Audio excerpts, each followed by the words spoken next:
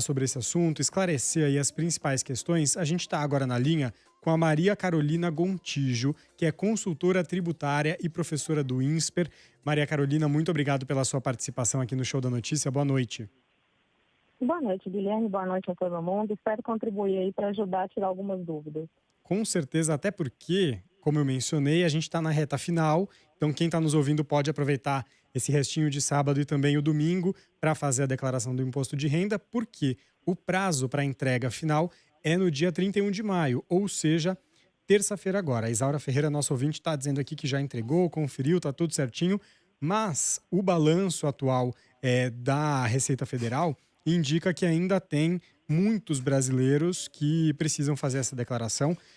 Segundo o balanço mais recente, 28 milhões e 800 mil declarações já foram entregues, mas a expectativa é de que sejam entregues no total 34 milhões e 100 mil declarações até o fim do prazo. Então, cerca de 5 milhões e 300 mil brasileiros ainda precisam cumprir com esse compromisso, né, Maria Carolina?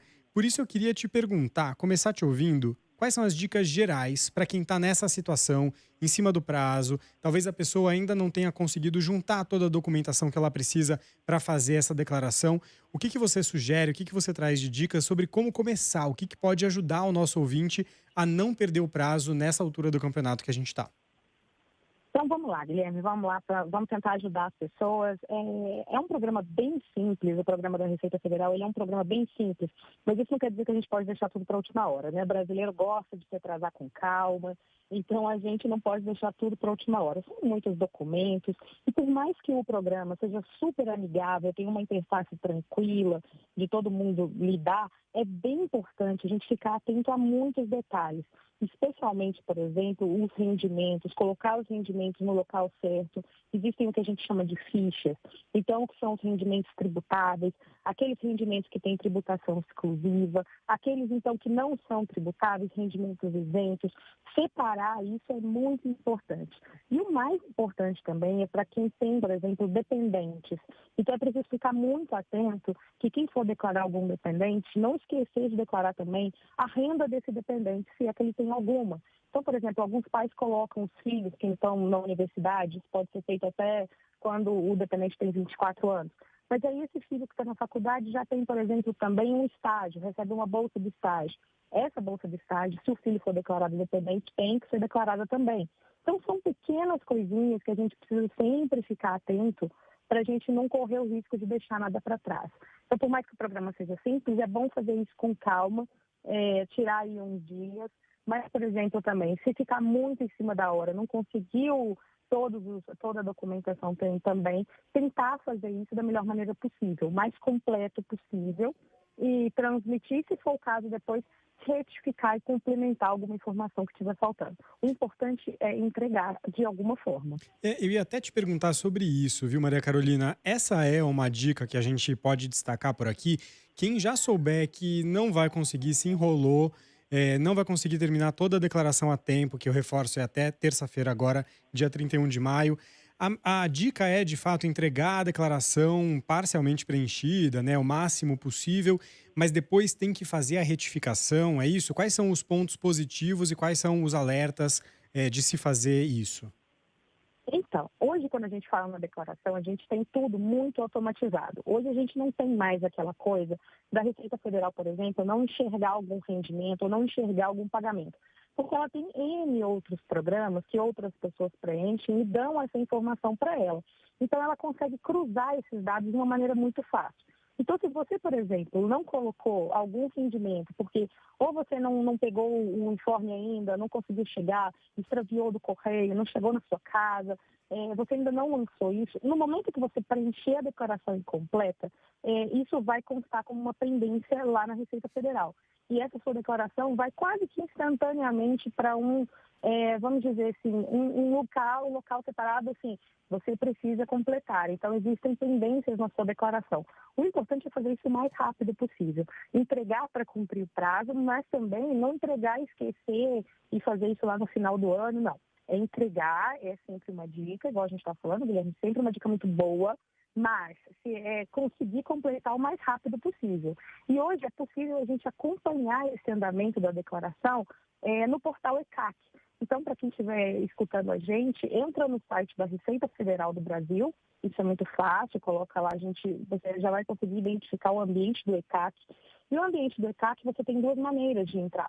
Ou você entra colocando 2 recibos de declaração das últimas declarações de imposto de renda, ou então você entra pelo seu próprio login, gov.br, que é aquele login que a gente tem quando você, por exemplo, fez esse recente recadastramento que a gente fez para poder receber os valores que estavam parados no banco. Então, é aquele mesmo código, aquele mesmo login. Você consegue entrar pela Receita Federal e acompanhar a sua declaração, acompanhar para ver se ela está ok, se ela está processada, se ela não foi processada. Então, é uma dica muito boa acompanhar a declaração, até para quem já entregou. Sim. Igual os ouvintes estão falando aí que já entregaram, é bom acompanhar para ver em qual que é o status da sua declaração nesse momento. Eu até abri aqui o site da Receita Federal enquanto você falava, para exatamente poder orientar o nosso ouvinte. O site é gov.br/Receita Federal.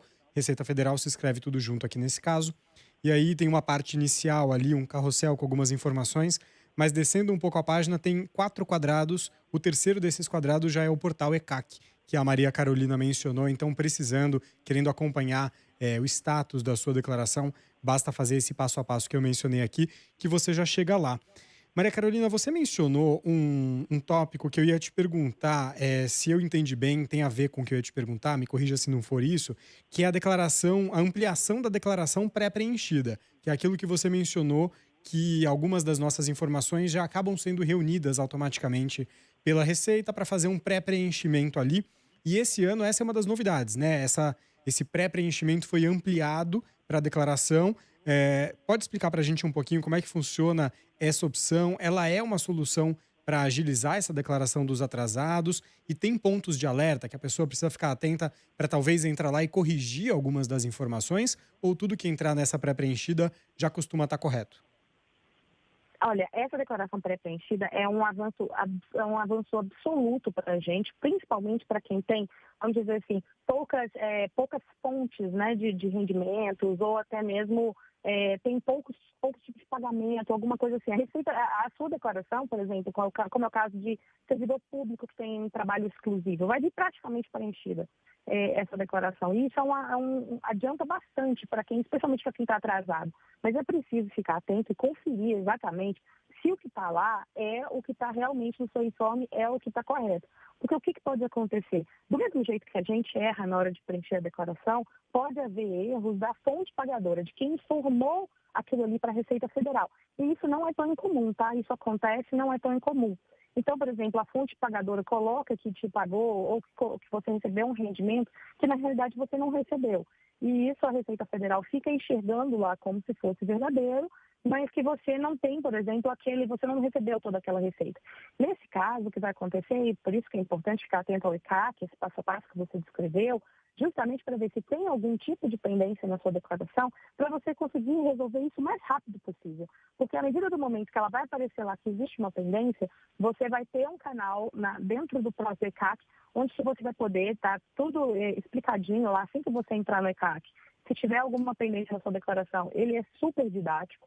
Vai estar lá falando exatamente o que você tem que fazer. E nesse caso de pendência, você tem 2 alternativas. Ou você vai retificar a sua declaração e aí você vai falar que você errou, né, no preenchimento de alguma coisa, ou você vai apresentar um comprovante para a Receita Federal mostrando que você está correto e que a informação que a Receita Federal tem talvez não esteja mais correta. Então, você vai ter essas 2 opções. Invariavelmente, isso acontece, como eu estou falando, são pessoas que às vezes digitam, do mesmo jeito que a gente digita errado na nossa declaração, isso pode acontecer também das pessoas jurídicas que efetuam pagamento. Então, isso é super comum. É preciso ficar muito atento. Não é só chegar a declaração pré-preenchida, pensar que está tudo certo e só apertar ali o enviar e está tudo ok. Não, é bem importante ficar atento a essas coisas e complementar as outras informações. Nem tudo vai vir da declaração pré-preenchida. Então, é importante também ficar atento, ver se está tudo ali, ver o que você precisa preencher além do que está ali, para saber se está tudo certinho. E sempre acompanhar no ECAC. Seria ótimo, né? Se todas as informações já estivessem ali automáticas, a gente não precisasse fazer nada, mas fica esse alerta. A pré-preenchida pode ajudar, mas a responsabilidade, no final das contas, acaba sendo de quem preenche, né? Do contribuinte. Maria Carolina, a gente tem alguns minutinhos ainda antes do repórter CBN das 7 horas. Eu queria então fazer algumas perguntas mais rápidas aqui com você. Inclusive uma delas da Márcia Cândido, nosso ouvinte. Ela pergunta, ela diz o seguinte: ela não é obrigada a entregar, ela é isenta. E a mesma coisa foi no ano passado, ela já é isenta desde o ano passado. Ela pode declarar mesmo assim? E eu até aproveito para emendar uma segunda pergunta, que é: tem algum benefício se ela opta por fazer a declaração mesmo não precisando? Olha, eu vou falar, essa é uma pergunta super importante, eu agradeço muito a Márcia por ela, porque uma coisa que eu sempre falo, mesmo que você seja isento de imposto de renda, eu recomendo a todo mundo entregar. Por que isso acontece? Para você ter uma certeza do que está acontecendo com o seu CPF. Invariavelmente, a gente pode ter algum tipo de fraude, alguma coisa de terceiros poderem estar usando o seu CPF indevidamente, e eu já vi isso acontecer, e aí a pessoa depois descobre lá, 5 anos depois, que tem algum problema com a Receita Federal, porque o CPF dessa pessoa estava sendo utilizado quase que de uma maneira criminosa por outras pessoas, utilizando ali aí a gente tem uma série de crimes que podem ser praticados utilizando o CPF de alguém que, isento, não se preocupava em declarar, então não via que tinha alguém entregando declaração em nome dele. Então, isso é uma situação que é uma situação super curiosa que eu já vi acontecer.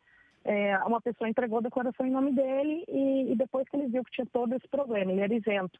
Então, depois, quando apareceu o problema, ele falou: gente, mas eu nem recebia o suficiente para ser obrigado a declarar. Enfim, teve um transtorno, uma dor de cabeça, deu tudo certo no final, mas dá muito trabalho para poder justificar tudo isso. Então, o que eu posso dizer é o seguinte: entreguem a declaração. Mesmo que vocês sejam isentos, entreguem a declaração, acompanhem tudo pelo ECAC, o que está acontecendo com o seu CPF. É muito importante a gente ter essa como é que eu posso dizer, esse costume de verificar junto à Receita Federal se está tudo certinho com o nosso CPF, se não tem nada errado, se não tem nenhum tipo de utilização indevida. E isso tudo a gente consegue acompanhar pelo portal do ECAC, e isso tudo a gente consegue acompanhar entregando a declaração.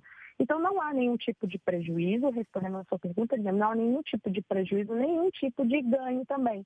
É só para você deixar aquilo ali, olha, como se fosse para a Receita Federal. Alô, Receita, eu estou aqui, está tudo certo, esses aqui são os meus rendimentos, e aí você vai fazendo ali a sua vida fiscal junto com a Receita Federal, de uma maneira que depois você não seja surpreendido aí por algum tipo de uso, que pode ser, é muito difícil de acontecer, mas que pode acontecer também. É melhor evitar a dor de cabeça, né? E enquanto você Exatamente. falava, eu fiquei aqui pensando que a pessoa que não precisa, ela é isenta por qualquer motivo, não precisa declarar. E aí, quem está nos ouvindo que precisa pode até pensar: nossa, mas por que ela vai se dar esse trabalho, essa dor de cabeça, se ela não precisa? Tem essa sua explicação, e eu acho que também vale também o destaque de que existem algumas formas de você recorrer a ajudas para isso, né? Por exemplo, solicitar uma ajuda profissional de um contador, algo do tipo, mas na sua cidade você também pode procurar por algumas faculdades que muitas vezes colocam estudantes da área para ajudar a fazer a declaração. Alguns serviços públicos ajudam a fazer essa prestação de contas. Podem ser caminhos também para que a pessoa não tenha tanta dor de cabeça, mas consiga ficar em dia ali, como você mencionou, da importância disso, né, Maria Carolina? Deixa eu te fazer uma pergunta. Se a gente pode, eu posso te segurar por mais alguns minutinhos aqui com a gente, porque tem várias outras dúvidas para a gente incluir aqui na conversa. Acho que é um papo que rende bastante. Aí a gente iria para o repórter CBN e na volta mais algumas perguntas com você. Pode ser, Maria Carolina? Claro, vamos embora. Perfeito, a gente vai fazer isso então. Um intervalo para as informações do repórter CBN, porque são 7 horas em ponto, e já voltamos. Maria Carolina, eu quero voltar com você uma dúvida que eu achei interessante aqui que chegou do nosso ouvinte Estefânio Silva, mandou a mensagem pela transmissão no YouTube, e ele pergunta se vale a pena declarar no imposto um familiar que recebe Bolsa Família. Então, eu acho que vale aqui com essa pergunta dele, na verdade, entender como que fica a declaração do imposto de renda de pessoas que são beneficiárias de programas sociais, como o Bolsa Família, como ele mencionou, que agora é o Auxílio Brasil, mas qualquer outro benefício. Como é que esses benefícios se encaixam na declaração do imposto de renda? Então, Guilherme, isso é muito importante, porque o ano passado a gente teve, né, não só o finalzinho ali foi o Auxílio Brasil, mas a gente teve também o auxílio emergencial. Isso é muito importante da gente falar que esse é também considerado um valor que é uma renda tributável. Então, se você, por exemplo, for declarar, a pessoa declara que aquilo ali também é uma renda dela. E o que aconteceu, especialmente, por exemplo, com o auxílio emergencial? As pessoas, por exemplo, vamos supor que ficaram alguns meses paradas e recebendo auxílio emergencial e que ao longo do ano, por exemplo, tiveram ali uma renda maior do que R$ 22.847,76, que é o limite da isenção, eventualmente terão que devolver alguns valores.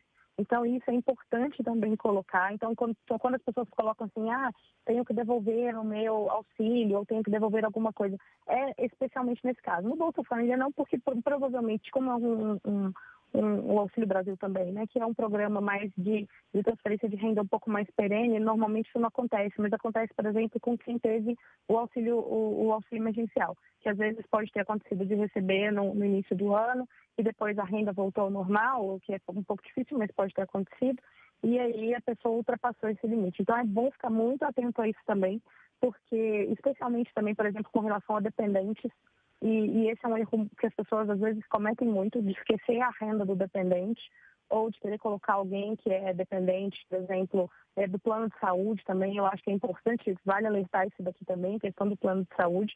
Nem sempre o dependente do plano de saúde é o seu dependente do imposto de renda. Então, isso é importante as pessoas terem em mente. O imposto de renda ele tem regras específicas de quem pode ser considerado dependente ou não, e que nem sempre são as mesmas, por exemplo, do plano de saúde. O plano de saúde, às vezes, permite você colocar um sobrinho, colocar um primo ou alguém que tem algum grau de parentesco e que, como dependente, mas que você não vai poder transferir e levar isso para a sua declaração de imposto de renda. Então, é bom ficar bastante atento a isso também. Perfeito. Dúvida esclarecida do nosso ouvinte Estefânio. Obrigado pela sua participação e de todos os outros aqui no Show da Notícia. E eu queria aproveitar esse assunto de saúde, né? O aspecto da saúde, a declaração dessa área no imposto de renda, Maria Carolina, para falar sobre uma novidade aí, lamentável, mas né? Que é a possibilidade de você poder declarar os testes de Covid no imposto de renda. Queria que você explicasse como exatamente que isso pode ser feito. Eu disse lamentável, claro que é bom a possibilidade de poder incluir, mas uma pena que a gente tenha passado por isso, e as pessoas tenham tido que fazer os testes e se infectado, enfim. Como exatamente que pode ser feita a declaração dos testes de Covid-19 no imposto de renda? Quais são os testes que podem ser contemplados? Mas mais do que isso, é preciso guardar, é preciso ter guardado algum tipo de documentação para agora poder fazer essa declaração? Como é que funciona? E isso é muito importante que você está falando, Guilherme, especialmente porque a gente gastou bastante dinheiro com isso. Sim. Eu acho que todo mundo aqui fez inúmeros testes e a gente acabou gastando um valor muito alto com esses testes todos, infelizmente, devido à pandemia. E aí, o que é importante a gente ter em mente aqui? Os testes laboratoriais são considerados dedutíveis para o imposto de renda, então são despesas boas. Você pode lançar como despesas médicas. Então, todos esses testes, se você for fazer algum teste laboratorial, ele é sim considerado. Qual que é o pulo do gato aqui que a gente precisa ficar atento? Muitas pessoas, eu inclusive, a gente fez bastante teste rápido, especialmente aqueles testes de farmácia, que a gente ia até a farmácia mais próxima para fazer, esperava o teste um pouco mais rápido, alguma coisa assim, nem sempre procurava um laboratório. Esses testes realizados na farmácia, com o CNPJ da farmácia, eles não podem ser considerados despesas médicas, porque eles estão sob o CNPJ da farmácia. Somente os testes que foram feitos em laboratório, em que você colocou o seu CPF, e sim, respondendo a sua pergunta, tem que guardar sim o papelzinho, tudo bonitinho, o documento. Então, esse tipo de teste, sim, você vai poder considerar como dedutível. Se não, se for o teste de farmácia, não pode. Tá. Pelo menos os testes de farmácia não são tão caros, né? Quanto os testes laboratoriais, então fica pelo menos essa diferença, mas já serve aí de alento caso a pessoa que está nos ouvindo tenha feito testes laboratoriais de Covid-19, tenha pago por isso, pode aproveitar e declarar no imposto de renda desse ano. Maria Carolina, eu queria seguir aqui falando com você agora um pouco sobre investimentos. A gente tem falado bastante aí nos últimos meses sobre.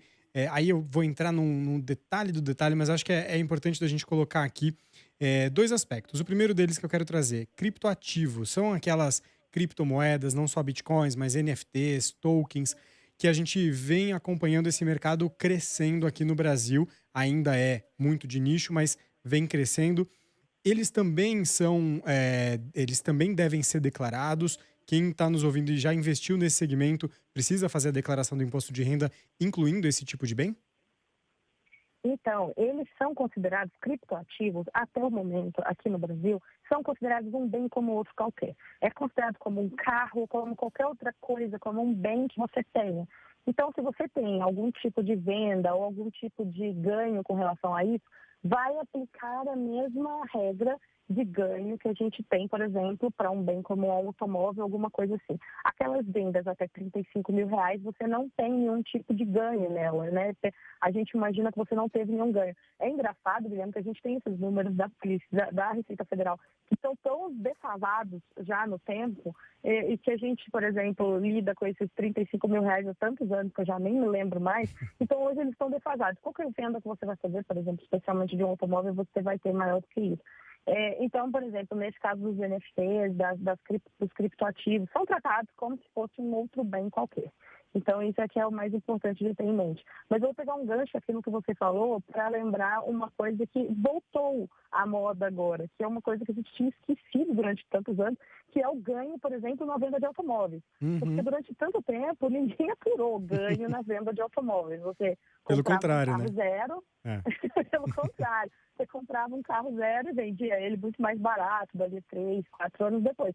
O que está acontecendo agora é que você comprou um carro em 2019 e esse carro hoje vale 50, 60 mil a mais do que aquilo que você pagou. É. Então, nesse caso, sim, é preciso declarar esse ganho, apurar esse ganho de capital e sim recolher o imposto de renda. Então, é uma coisa que as pessoas ficam super indignadas, eu tenho acompanhado, muita gente me pergunta, fica indignado com relação a isso, mas eu falei, é uma coisa que a gente está tendo que reaprender devido a toda essa situação econômica que a gente está vivendo. Então, fiquem atentos, principalmente a questão de venda e compra e venda de automóveis, especialmente, porque se tiver um ganho, sim, você tem que oferecer a tributação. É isso que eu ia te perguntar, só para esclarecer, isso é especificamente no momento da venda mesmo, que é aferida essa diferença do valor e o possível imposto, né? Não necessariamente a pessoa precisa atualizar Exatamente. ali o valor de acordo com a tabela FIPE, por exemplo. É só no momento da venda. Não.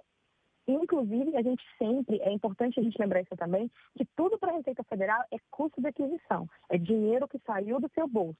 Então, não interessa se o seu carro, por exemplo, se você pagou por ele R$ 100.000 lá em 2019, ele tem que estar na sua declaração até hoje como R$ 100.000, nada muda.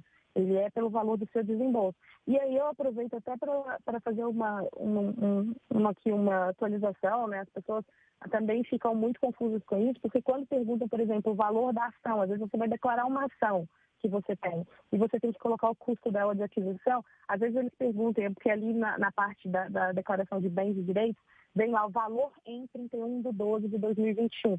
Esse não é o valor em 31/12/2021, é o valor que você pagou.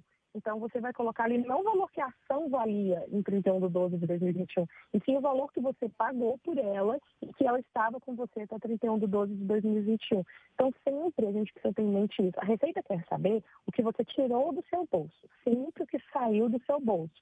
Então, assim, nada de atualizar valor da casa, nada de atualizar valor, assim, sair atualizando. Existem regras muito específicas para você poder, por exemplo, atualizar um valor de um imóvel. É só se você fizer uma reforma, fizer alguma coisa, e você tem que ter documentos que comprovem isso para você aumentar o valor. Se não, gente, sempre declarem o valor que custou para você. Valor custo de aquisição.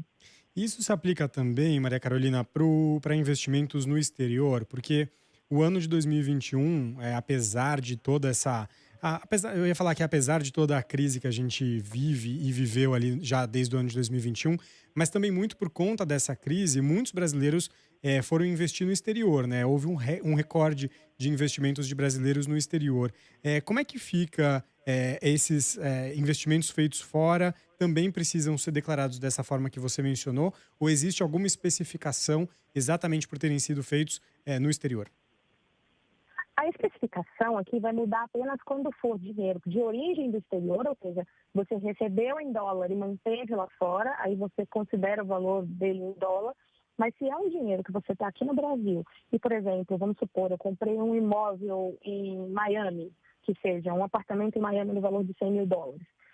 Esse valor eu vou converter aqui para o real e aí ele vai ficar congelado com esse valor de real específico de quando eu comprei. Então, a gente não faz declaração de imposto de renda aqui no Brasil, a gente faz essa conversão para o real sempre para o custo de aquisição. Inclusive, existe até a proposta que está parada no Senado sobre a questão da reforma do imposto de renda, que vai permitir fazer atualizações, né, que permitiria, se ela for aprovada, permitiria fazer atualizações de valor de investimento no exterior e valor de imóveis, enfim, vai ser uma janela que pode ser aberta. Mas aqui é sempre importante a gente lembrar. A Receita gosta muito, para ensinar, eu gosto muito de usar isso. A Receita Federal gosta muito de fotos, então ela não gosta de filmes. Então, você não coloca aquilo ali no tempo. Ela gosta de foto. Qual é a situação? Quanto você tirou do seu bolso para investir naquilo ali? Olha, para comprar o meu apartamento de 100 mil reais em Miami, eu tirei do meu bolso 650 mil reais. Então, ela gosta dessa foto. Então, é sempre importante a gente manter isso.